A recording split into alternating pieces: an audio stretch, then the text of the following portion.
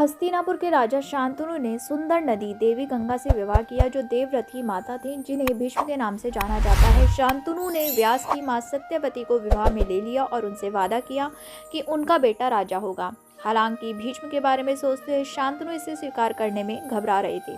भीष्म खुद शांतनु की ओर से वादा करते हैं कि वो सिंहासन स्वीकार नहीं करेंगे और सत्यवती के पुत्र ही राजा होंगे। सत्यवती से शांतनु के 2 पुत्र हुए। दुर्भाग्यवश थोड़े ही समय में दोनों की मृत्यु हो जाती है। सत्यवती ने अपने बड़े बेटे व्यास से अपने मृत पुत्रों विचित्र वीर्य की विधवाओं अंबिका और अंबालिका के माध्यम से बच्चों का पिता बनने के लिए कहा। अंबिका ने एक अंधे बच्चे को जन्म दिया जिसका नाम धृतराष्ट्र रखा गया, जबकि उसकी बहन अंबालिका ने एक पीले रंग के बच्चे पांडु को जन्म दिया। व्यास के माध्यम से सत्यवती के घर में एक श्रमिक लड़की जो कि नौकरानी थी, उससे तीसरे बच्चे का जन्म हुआ जिसका नाम विदुर था। अंधेपन के कारण धृतराष्ट्र राजगद्दी संभालने के अयोग्य हो गए और उनके सौतेले भाई पांडु राजा बन गए। पांडु को श्राप दिया गया कि यदि वो किसी स्त्री से यौन संबंध बनाने के लिए संपर्क करेगा तो उसकी मृत्यु हो जाएगी। पांडु की पहली पत्नी कुंती को एक ऋषि से वरदान मिलता है जिससे उन्हें बच्चे पैदा करने में मदद मिलती है और इस तरह से उन्होंने पांडवों को जन्म दिया। ये संख्या में 5 हैं। उनमें से 3 का जन्म कुंती से हुआ था, जबकि नकुल और सहदेव का जन्म माद्री से हुआ था। पांडु से विवाह करने से पहले कुंती अपने वरदान का परीक्षण करती है और कर्ण को जन्म देती है। बदनामी के डर से उसने उसे त्याग दिया और उसे एक टोकरी में रखकर यमुना में बहा दिया। पांडु की दूसरी पत्नी माद्री कुंती का राज उधार लेती है और जुड़वा बच्चों नकुल और सहदेव को जन्म देती है। ये 5 भाई पांडव हैं और कहानी के नायक हैं। उनकी एक ही पत्नी है, द्रौपदी। राजा पांडु की दूसरी पत्नी के साथ विवाह के बाद मृत्यु हो गई और उनके भाई धृतराष्ट्र राजा बने। इस बार वो उसे स्वीकार करते हैं, हालांकि वो अंधे हैं। विदुर के बदले में जो सामान्य रक्त का है। धृतराष्ट्र और उनकी पत्नी गांधारी के 100 बच्चे यानी कौरव हैं और दुर्योधन उनमें सबसे बड़ा है। पांडव और कौरव दोनों एक दूसरे के प्रति नापसंदी के कारण बड़े हुए हैं।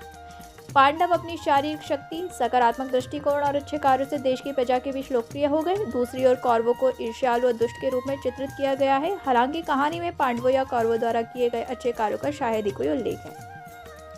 सबसे बड़े कौरव दुर्योधन ने पांडवों को दूर करने और उनके राज्य से बाहर निकालने के लिए अपने छोटे भाई दुशासन, कर्ण के करीबी दोस्त और मामा शकुनी के साथ मिलकर काम किया। वो पांडवों को पासे खेल में चुनौती देते हैं और उन्हें छल से हरा देते हैं। पांडव अपनी पत्नी द्रौपदी सहित सब कुछ कौरवों के हाथों हार जाते हैं। कौरवों ने पांडवों को 12 वर्ष का वनवास और उसके बाद 1 वर्ष का अज्ञातवास दिया। इस अवधि के दौरान कौरव अपने चचेरे भाइयों को मारने के कई प्रयास करते हैं, लेकिन पांडव अपने मामा भगवान श्री कृष्ण की सहायता से बच जाते हैं। अपना 13 साल का वनवास पूरा करने के बाद पांडव साम्राज्य के अपने हिस्से पर फिर से नियंत्रण हासिल करना चाहते हैं, लेकिन उनके चचेरे भाइयों ने मानने से इनकार कर दिया, जिसके कारण कुरुक्षेत्र का महान युद्ध हुआ। कुरुवंश के मैदान में ये युद्ध लगभग 18 दिनों तक चलता है, इसलिए इसका नाम कुरुक्षेत्र पड़ा। पर्वित हिंदू धर्म ग्रंथ भगवद गीता, जिसे कृष्ण ने अर्जुन को बताया था, इसी प्रकरण के दौरान विकसित हुआ। पांडव कृष्ण के समर्थन से युद्ध जीतते हैं, लेकिन इस जीत के लिए बहुत भारी कीमत चुकानी पड़ती है। वो विशाल युद्ध में अपने सभी रिश्तेदारों, बेटे और पोते पोतियों को खो देते हैं। कृष्ण और अंधे राजा धृतराष्ट्र के साथ केवल पांडव ही बचे हैं। कबीले की महिलाएं अपने प्रियजनों की मृत्यु पर विलाप करने के लिए जीवित रहती हैं। युगों युगों से सभी प्रकार के पुरुषों द्वारा कई कहानियां लिखी और बोली गई है। तो यहाँ भी मैं आपको धारणा प्रस्तुत करती हूँ, जब महान महाभारत खेला गया तो घटनाएं किस प्रकार से घटित हुई होंगी। पहली है कृष्ण का श्राप।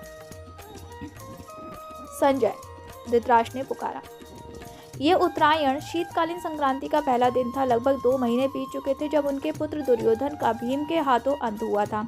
धृतराष्ट्र को अपने पुत्रों की जांघों पर गदा का प्रभाव लगभग महसूस हो रहा था। जो दर्द दुर्योधन को हुआ था, वही दर्द उस अंधे आदमी की बाहों से होते हुए उसके दिल तक पहुंच गया। जब भी वो इसके बारे में सोचता था तो उसकी आंखों में आंसू आ जाते। हर बार मुंह बना लेता था जैसे कि उसने खुद ही दर्द सहा हो। मुर्दे को दर्द तो एक बार ही महसूस होता है, जबकि जीवित लोग जब भी इसके बारे में सोचते हैं तो हर बार दर्द महसूस करते हैं। उसने धीमे कदमों को अपनी ओर आते सुना और तुरंत पहचान लिया कि ये गांधारी है। वो अपने आसपास के सभी लोगों को उनके चलने के तरीके से पहचान सकता था। चाल अलग थी, दोनों पैरों पर दबाव अलग अलग था। वो हमेशा सहजता और प्रसन्नता के साथ कमरे में किसी नए व्यक्ति को देखता था। वो ये भी पहचानने में सक्षम था कि उनका मुख किस दिशा में है। वो जानता था कि कब एक ओर से दूसरी ओर मुड़ गए। जमीन पर पैरों का दबाव उसे सुनाई दे रहा था। उसे ऐसा महसूस हो रहा था मानो उसकी त्वचा के नीचे किसी प्रकार का कंपन सेंसर लगा हो। गांधारी के कदमों का अनुसरण करते हुए वो संजय के दृढ़ कदमों को सुन सकते थे। गांधारी, क्या संजय तुम्हारे पीछे आ रहा है? जी महाराज। हालांकि उसके शब्द सामान्य थे, लेकिन उन्हें बोलने वाली आवाज़ इतनी सामान्य नहीं थी। दुख की एक लहर थी जिसने अपने 100 बेटों की सारी यादें ताज़ा कर दी। महल में शोर शराबा, मौज मस्ती और मौज मस्ती का माहौल रहता था। वो सब कहाँ चले गए? इस धरती पर कोई भी भाषा अपने प्यारे बच्चों को खोने पर एक माँ की गहरी पीड़ा को दर्ज नहीं कर सकती। एक शब्दहीन गांठ उसके गले में भर जाती थी, और जब भी वो इसके बारे में सोचती थी तो कोई भी बयान देने या यहाँ तक कि एक शब्दांश भी बोलने से उसे रोक देती थी। एक नहीं, दो नहीं, उनमें से एक 100। उसे वो दिन याद आया जिस दिन उन सभी 100 लोगों का जन्म हुआ था। आखिरकार दुर्योधन दूसरे से कुछ ही घंटे आगे था और सबसे बड़ा बन गया। बच्चों के रूप में वो हर किसी की तरह बहुत शोर मचाते थे। उन्होंने कितना आनंद उठाया। उसे बरसात के दिन याद आ गए जब वो उनके साथ बैठती थी, लकड़ी के चौक में जलती हुई आग के अंबार के साथ उन्हें उनकी परदादाओं की कहानियाँ सुनाती थी। वो कैसे रहते थे और उन्होंने कैसे सुनिश्चित किया कि उनके मवेशी देश में सुरक्षित रहें। उन्होंने कहा, इस विशाल हरी भरी धरती पर कोई भी हस्तिनापुर के लोगों के मवेशियों को छूने की हिम्मत नहीं करेगा। उसे धृतराष्ट्र के साथ की गई मौज मस्ती याद आ गई। उसे दोपहर में शानदार भोजन के तुरंत बाद झपकी लेने की आदत थी। बच्चे उस पर चढ़ जाते थे, जितना संभव हो उतने बच्चे उसके ऊपर चढ़ जाते थे, जबकि वो आराम से खर्राटे भरता रहता था। वो उसकी नाक और मुंह से निकलने वाली तेज और गर्म सांस को महसूस करने की कोशिश करते थे। वो उसके बड़े हाथों को अपनी शिशु भुजाओं से उठाने की कोशिश करेंगे। धृतराष्ट्र अपने हाथ को स्वतंत्र रूप से गिरने देते थे। हर बार जब 2 या 3 छोटे बच्चे मिलकर उसे उठाते तो वो उसकी भुजाओं के भार से दब जाते। वो मदद के लिए चिल्लाएंगे, लेकिन उनके 3 या 4 भाई उनके साथ शामिल हो गए और एक साथ 5 या अधिक बच्चे उनकी बाहों को उठाने की कोशिश करेंगे ताकि नीचे पकड़े गए लोगों को छोड़ा जा सके। ये दिन कितने अद्भुत और हानि रहे थे। आज मानो कोई अनजान राक्षस उन्हें दूर ले जाना चाहता हो। वो सभी चले गए। उसे सांत्वना देने वाला एक भी जीवित नहीं था। उसकी आंखों में आंसू बहते हुए वो अपने पति के पास चली गई और वो संजय के आने का इंतजार कर रहा था। संजय ने अपने राजा और स्वामी को शुभकामनाएं दी। हे राजाओं के राजा, हिमालय के स्वामी, तुम्हें पृथ्वी पर सभी सुख प्रदान करें। संजय, तुम ऐसा क्यों कहते हो?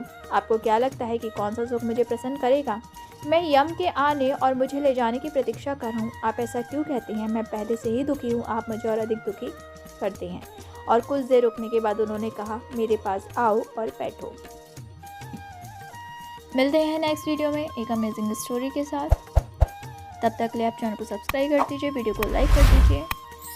और दोस्तों, स्ट्रे एनिमल्स को फीड कराना, उनकी हेल्प करना बहुत ज़रूरी है। मैं भी करती हूँ, आप भी कीजिए। मिलते हैं नेक्स्ट वीडियो में। Bye bye and take care. Radhe Radhe, Krishna Krishna.